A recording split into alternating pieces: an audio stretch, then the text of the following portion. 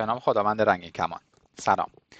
به جلسه سوم از دوره یا پروژه آموزشی Go Firestore GPT خیلی خوش اومدین. همونجور که میدونین تو این دوره ما داریم در مورد بک‌اند یک سرویس صحبت میکنیم که در حقیقت از استک گولنگ، فایرستور و چت جی پی تی استفاده میکنه. تو این جلسه در ادامه جلسه پیش در حقیقت میخوایم و ادامه بدیم ببینیم که این توی پکیج دیتابیسی که تعریف کرده بودیم و کلاینت دیتابیسی که تعریف کرده بودیم بقیه متدها رو چجوری میتونیم پیاده سازی بکنیم. من برم سراغ اینترفیسم. اینترفیس همونجور که دیدین در حقیقت متدهای مختلفی داره و توی جلسه پیش ما فقط نوتیفای آن چنجز رو بررسی کردیم. تو این جلسه میخوایم ببینیم که چند تا دیگه از اینا رو میتونیم معرفی کنیم با زمان محدودی که داریم. فکر کنم 3-4 تاش حداقل بتونیم بهش برسیم. خب اول متدی که میخوام برم سراغش getDoc هست. getDoc به سیگنچرش نگاهی بندازیم ببینیم که چه شکلیه. یه دونه کانتکست میگیره به عنوان متغیر ورودی اول و یه دونه docref میگیره. docref چی هست؟ من اینجا که نگاه بکنم اوکی docref خیلی اطلاعاتی اینجا در موردش ننوشته. اینجا a docref is a reference to a firestore document. خب firestore document چی بود؟ ما گفتیم که در تو این مثالی که داریم همش بهش برمیگردیم. ما گفتیم که هر کالکشن مجموعه از چندین داکیومنته. وقتی من این داکیومنت رو مثلا اینجا انتخاب بکنم این یه دونه رفرنس داره که به اون میگیم چی؟ به اون میگیم در حقیقت docref و اون رفرنس شامل چه اطلاعاتی میشه؟ شامل پرنت میشه که در حقیقت پرنت همیشه یه دونه کالکشن هست که مثلا تو این مثال پرنتش میشه پروداکتس و پروداکتس خودش باز یه دونه چی داره؟ یه دونه رفرنس داره. پث هست که اون پث اینجا مثلا میشه چی؟ products/b00 حالا هر چی که اسمش هست. شورت پث هست که شورت پث در حقیقت میشه the short resource document. اوکی اینجا شورت پث میشه همین products بعد b00 ولی مثلا برای این داکیومنت اینجا شورت پث میشه reviews بعد اسم این داکیومنت یا reference این داکیومنت دیگه products چیزا رو توش نداره در حقیقت. کجا بودیم؟ getDoc. خب دیگه چی داره؟ آیدی داره که آیدی میشه همین آیدی که شما اینجا میبینین. این آیدی ها باید حتما یونیک باشه. هر داکیومنت توی کالکشن باید آیدی یونیک خودشو داشته باشه. و نهایتا چی داریم؟ ریچ ستینگ که فعلا باش کاری نداریم. خب بریم ببینیم که getDoc من چجوری میتونم انجام بدم. اگر من رفرنس یک داکیومنت رو داشته باشم احتمالا خوندنش خیلی کار سختی نباید باشه. نه واقعا هم کار سختی نیست. خب من حالا فعلا اینجا نیام جلو. اول کاری که میخوام بکنم اینه که کانتکستم رو بیام و از اون کانتکست دیگه تعریف بکنم با استفاده از متد with timeout که تایم اوتش میشه در حقیقت رایت تایم اوتی که خود این کلاینت داره. کلاینت فایرستور کلاینت داره. من این فایرستور کلاینت هم گفتم چقدر 120 ثانیه رایت تایم اوت داره. یعنی اگر که من خوندن این داکیومنتم بیشتر از 120 ثانیه طول بکشه تایم اوت میده و متد بعدی که متد get هست از خود docref کنسل میشه دیگه اجرا نمیشه. در مورد اینکه کانتکست وید تایم اوت دارم اینجوری استفاده میکنم در حقیقت دارم از کانتکست پرنت یه دونه کانتکست جدید میسازم. هم قبلا توی فکر دوره کانکارنسی در مورد کانتکست مفصل صحبت کردیم. ما گفتیم زمانی که از یک کانتکست من میام یه دونه کانتکست دیگه میسازم کنسل شدن هر کدوم از اونها به صورت آبشاری یا کسکیدی بقیه کانتکست ها رو هم که از اون کانتکست ساخته شدن کنسل میکنه.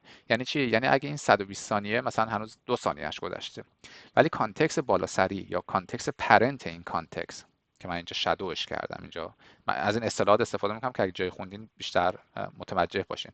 این کانتکست اینجا دیگه این نیست، این متغیر کانتکست اینجا چیزی که من دارم آبیش میکنم الان این نیست، این در حقیقت شادو شده.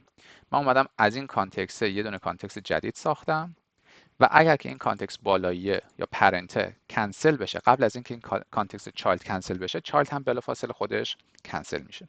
پس این کاسکیدینگ رو من دارم اینجا استفاده میکنم که یا بگم قبل از یا 120 ثانیه بگذره یا رایت تایم اوت بگذره یا کانتکست بالایی کنسل بشه. در هر کدوم از این شرایط این کانتکست کنسل خواهد شد. بعد دیفر کنسل میکنم مثل همیشه، زمانی که این فانکشن کارش تموم شد در هر صورت کانتکستش کنسل بشه.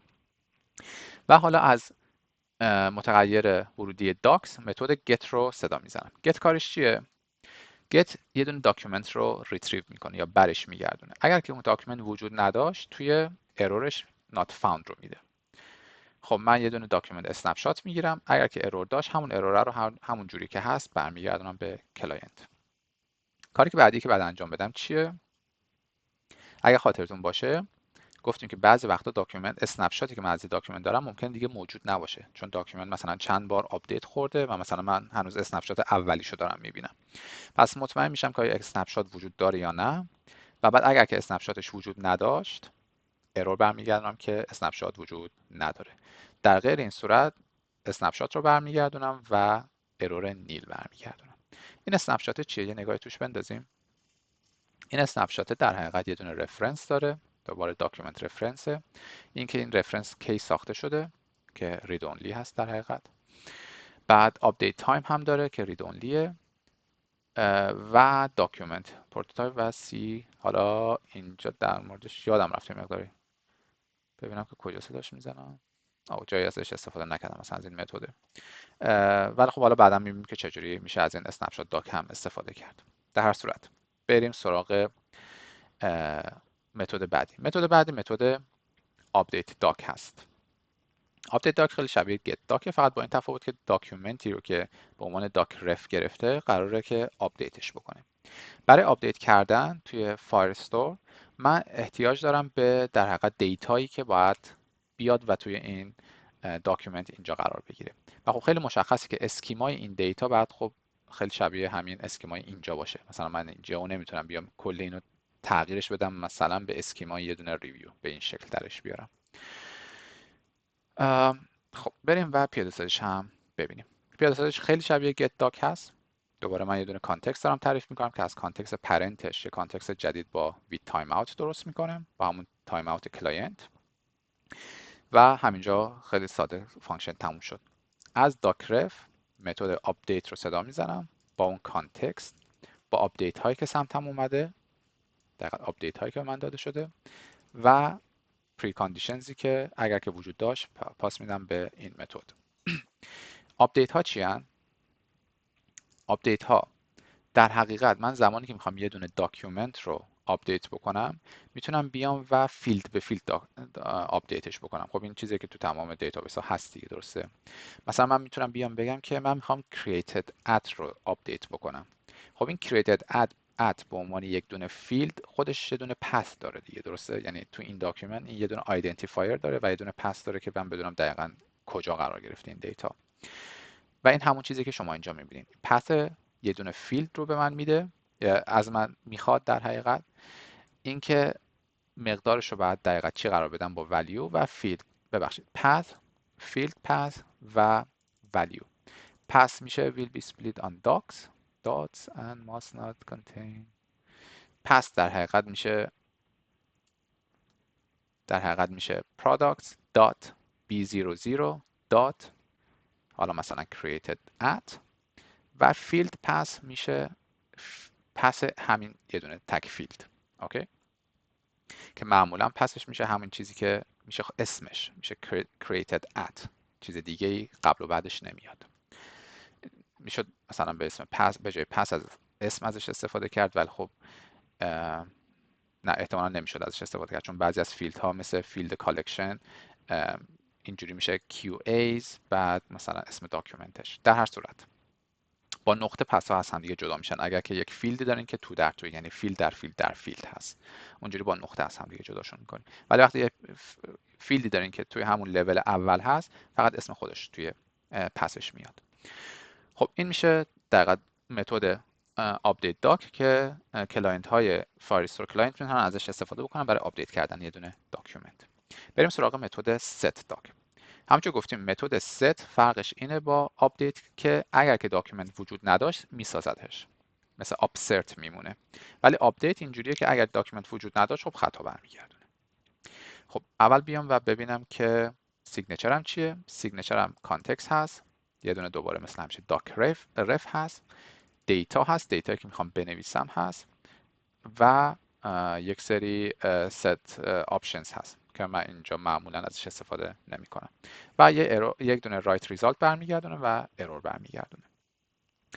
خب چجوری اینو من پیاده سازیش میکنم؟ دوباره یه کانتکست میسازم با تایم اوت و از توی docref دات set رو صدا میزنم. set چی انتظارش چیه؟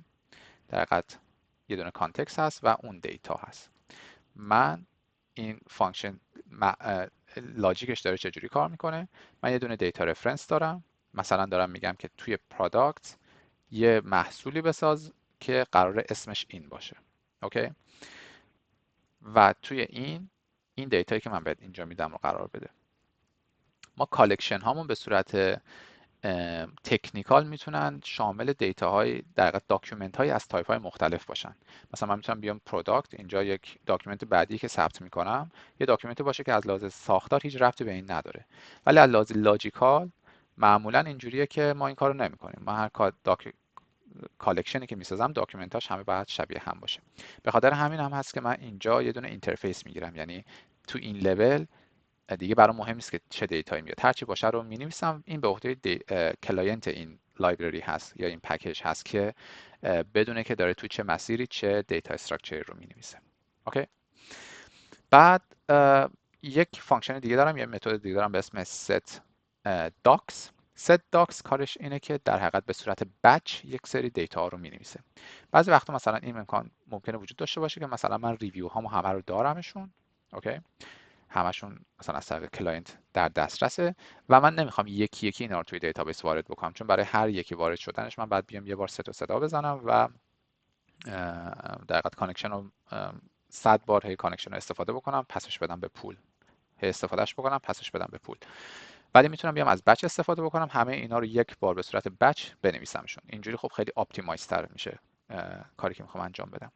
اینو چجوری میتونم انجامش بدم یا چجوری میتونم پیاده سازیش بکنم؟ اولا سیگنچرش چیه؟ یه دونه کانتکست ورودی داره و یک دونه لیستی از دیتا بچ ها. دیتا بچ ها در حقیقت یک استراکت هستن که یه دونه رفرنس دارن و یه دونه دیتا. در حقیقت این دوتا میان و یه دونه استراکت رو تعریف میکنن. این دوتا از متد set doc میان و یه دونه استراکت میشن و لیستی از اون استراکت ها سیگنچر set docs میشه.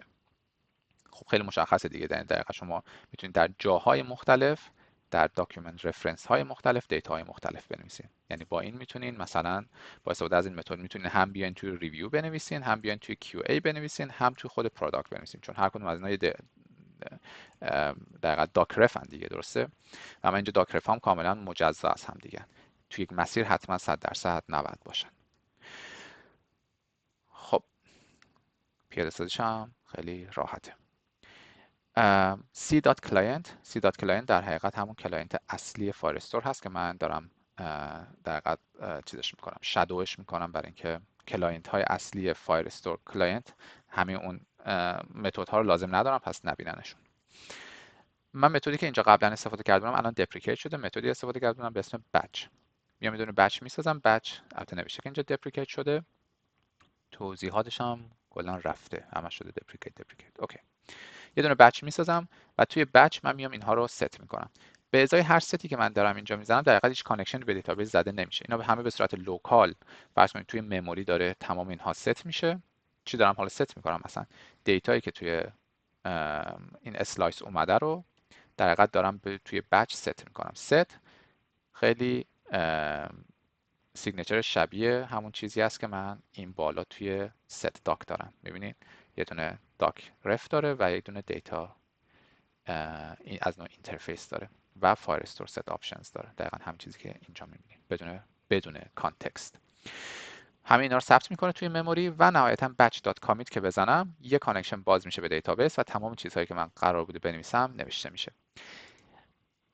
یه ویژگی داره این بچ همه یا هیچکیه روش کارش. اگر که تونست همه رو بنویسه، همه اطلاعات رو بنویسه، اون موقع کامیت میشه و تمام دیتا توی دیتابیس ساخته میشن.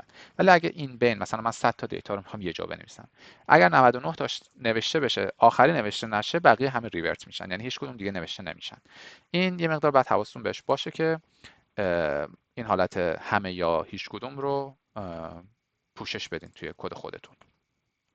من یک متدی رو هم جا انداختم به اسم متد iterdoc که متد مهمی هست و بعد توضیحش بدم که البته کدش اینجا هست، یه تیکه به تیکه نمیتونم براتون توضیح بدم، کلیشو توضیح میدم. کار iterdoc چیه؟ کارش اینه که بیاد و روی یک دونه کالم، کالم نه، روی دونه کالکشن، روی داکیومنت های یه دونه کالکشن، مثلا این یه دونه کالکشن QA، یه دونه کالکشن، بیاد روی داکیومنت های اینا ایتریت بکنه، داکیومنت رو بخونه و پاس بده به اون فانکشنی که به صورت فانکشن ورودی به عنوان آرگومنت گرفته. در حقیقت اینجا من آرگومنت آخرم یه دونه فانکشن هست. اوکی. پیاده سازیش چجوریه؟ پیاده سازیش خیلی ساده است. یه دونه کالکشن میگیرم، یه دونه کانتکست میگیرم، یه دونه کالکشن میگیرم و یه دونه فانکشن میگیرم. فانکشن رو معمولا در حقیقت کلاینت داره تعریفش میکنه. تعریف درست انگار پیاده سازی فانکشن رو سمت کلاینته، چون این متد براش مهم نیست که سر این داکیومنت چه اتفاقی میفته. این فقط میدونه که کار من اینه که روی این مسیر بیام ایتریت بکنم روی این کالکشن مشخص و هرچی داکیومنت بود رو به اون فانکشن پاس بدم. اینجا این متدی که من اینجا نوشتم خیلی فلکسیبله، چون که کلاینتی که این رو صدا میزنه، این متد رو صدا میزنه، میتونه این فانکشن رو هر جور که دلش خواست پیاده سازی بکنه. یکی میتونه مثلا چه میدونم اطلاعات رو بخونه، یکی میتونه اطلاعات رو مودیفای بکنه، یکی میتونه اطلاعات رو هر کاری که دلش میخواد باهاش بکنه. و دیگه برای همه اونها من اون کلاینت نیازی نیست که بیاد تمام این لاجیک رو پیاده سازی بکنه. در قسمت کامل و در تکراری لاجیک پیاده سازی شد میشه توی این فانکشن، و اون قسمت داینامیک این فانکشن که ما ازش بیخبریم، نمیدونیم ممکنه چی باشه، به صورت یک انانیمس، به صورت یک فانکشن ورودی گرفته میشه و کلاینت اون رو پیاده سازیش میکنه. خب خیلی ساده است. از کالکشنی که گرفتم متد داکیومنتس رو صدا میزنم. با استفاده از متد داکیومنتس در حقیقت من یه دونه چی میگیرم؟ داکیومنت ایتریتور میگیرم که باز مثلا تو این مثال میتونم روی این داکیومنت ها ایتریت بکنم. بعد همونجور گفتیم هر موقع که ایتریتور دارین، ایتریتور در حقیقت یک کانکشنی میشه به دیتابیس، اون رو بعد به صورت دیفر استاپش بکنین که مطمئن بشین بعد از تموم شدن کارتون اون کانکشن بسته میشه روی دیتابیس و ریسورساتون هدر نمیره.